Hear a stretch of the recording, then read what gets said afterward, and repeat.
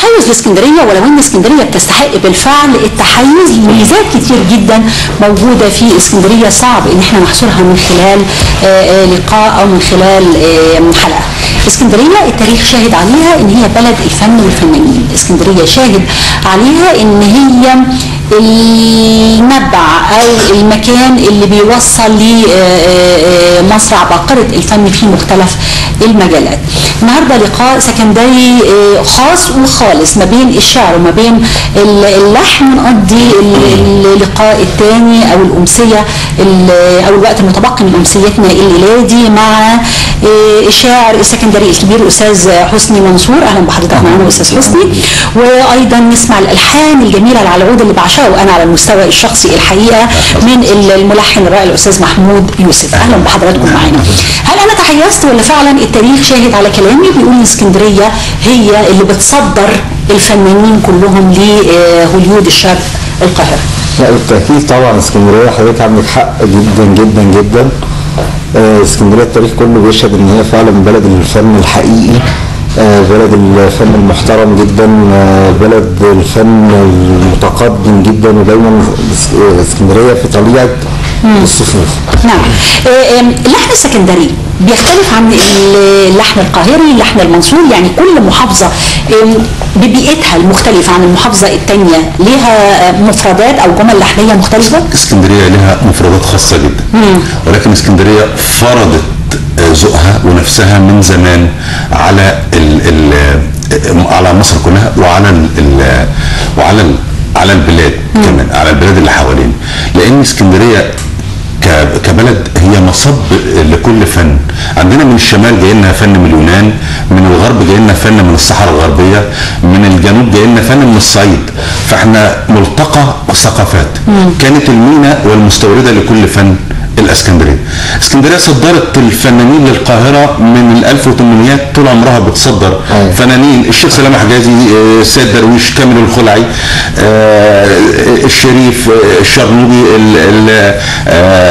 ناس اسماء كتير. لما اقعد اعد اسماء كتير، محمد سلطان، كمال الطويل. نعم في كل افرع الفن. طب عايزين نبدا نفن شعر ولا نفن الحان؟ شعر. نشعر كان الكلمه نشعر فعلا. اتفضل نشعر بقى في البدايه. الشمس بانت زي اجمل بنت من قلب البلد دي، مدت ايديها الضي خش القلوب، رجعت لقلبي بهجته، رميت عيوني في التاريخ، كونت فكرة، شافت مدى اللي جاي وانتصار بكرة.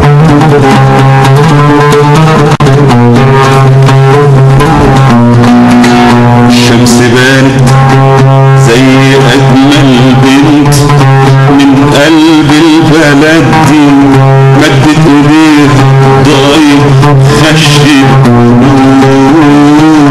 رجعت بهجته، كانت عيوني عالطريق، كونت فكرة، شافت مدى اللي جاي والانتصار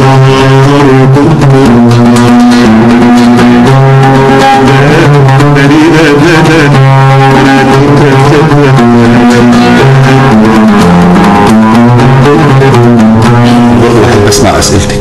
تحب تسمع اسئلتي؟ لا بس الناس بتحب تسمع، الناس بتسمع اسئلتي كل يوم، لكن اللحن والكلام الجميل مش بيسمعوه كل يوم. وعايزه ارجع تاني للشعر الاستاذ حسني منصور. حضرتك بس مش اديب، لكن زي ما بيتقال حضرتك شاهد على عصر بحال.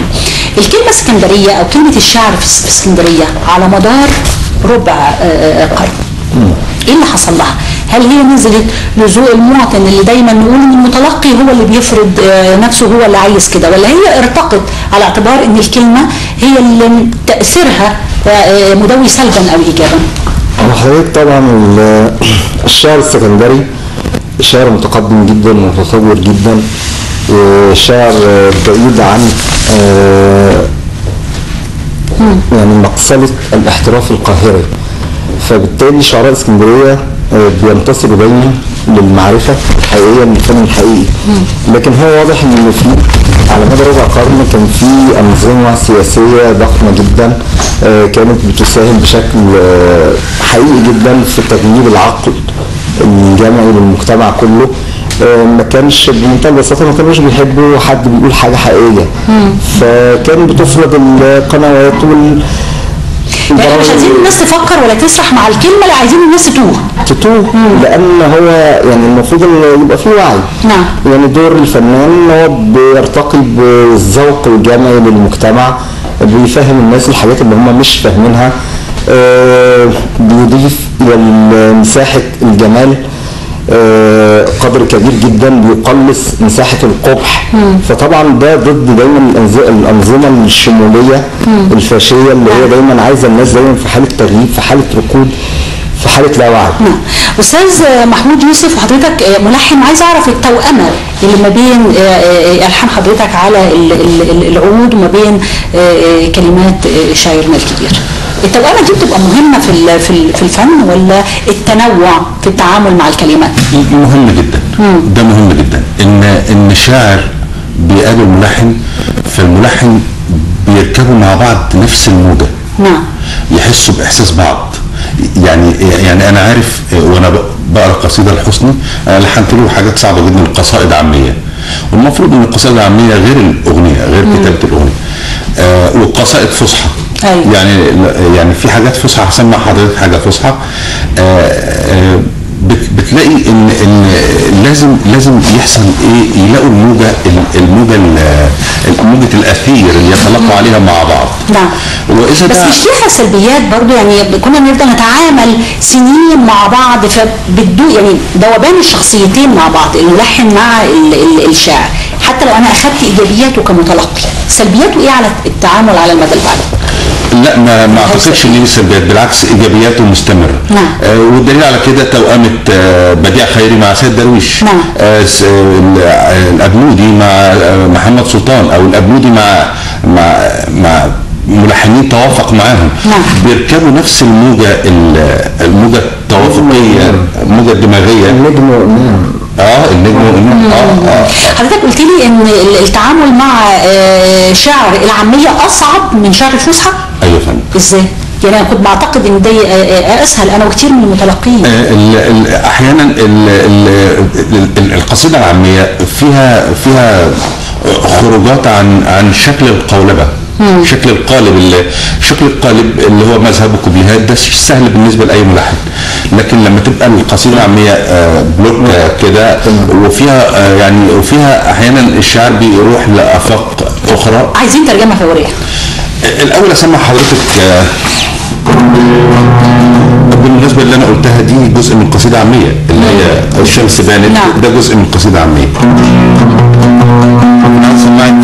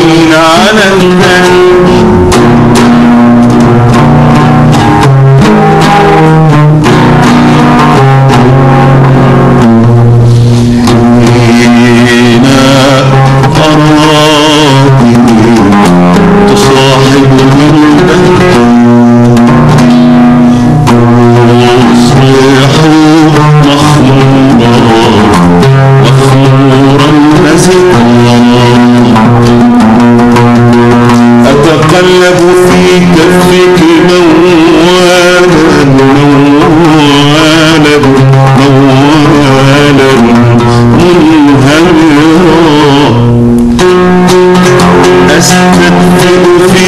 رعشة كفيك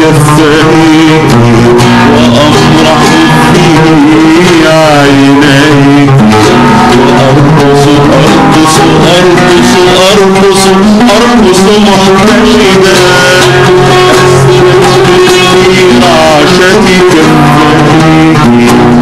وأمرح في عينيك وأرقص أرقص أرقص أرقص محتشدا.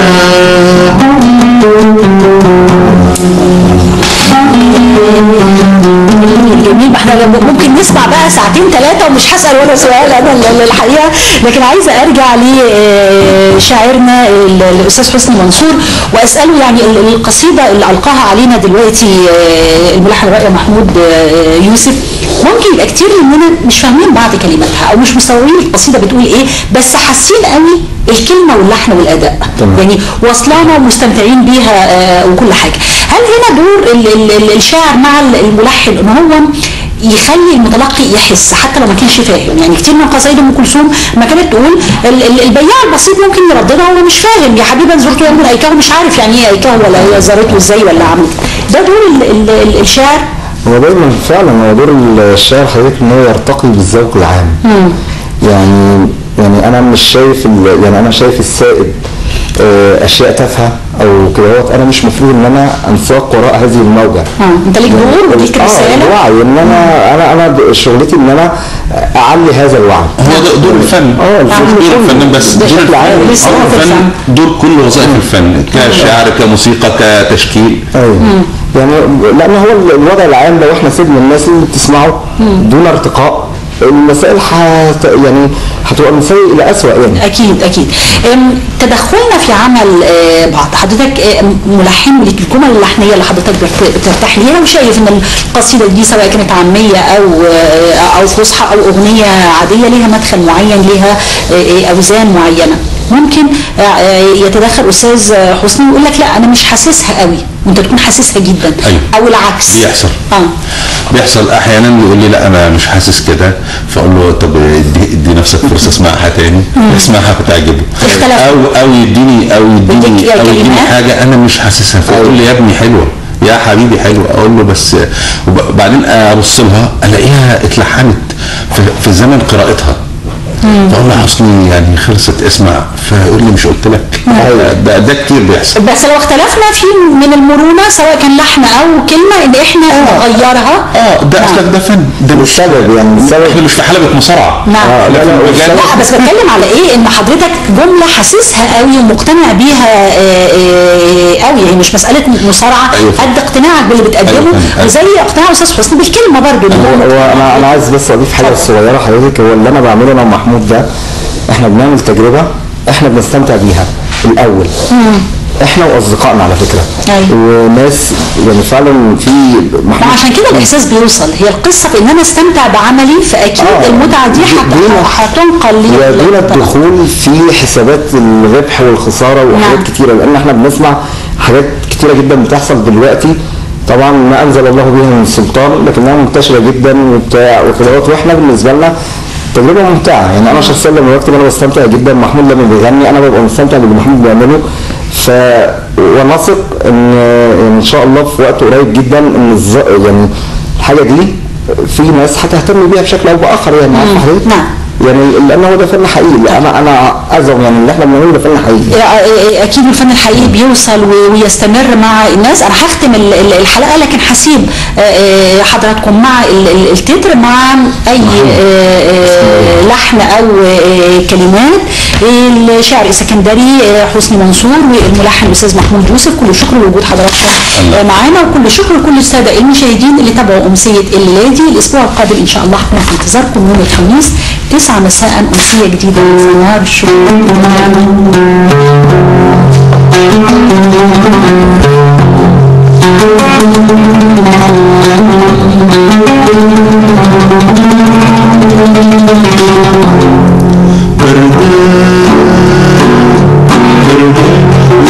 حزينة بهرب علشان اجيكي اغراب في عيون مدينة احزانها جمال عينيك. حزينة بهرب علشان اجيكي اغرب في عيون مدينة احزانها جمال عينيكي. الدنيا مطرت فجأة لقيتني وحدي، لقيتني في ايديا ولا قادر اشوف عينيا الدنيا الا بيكي.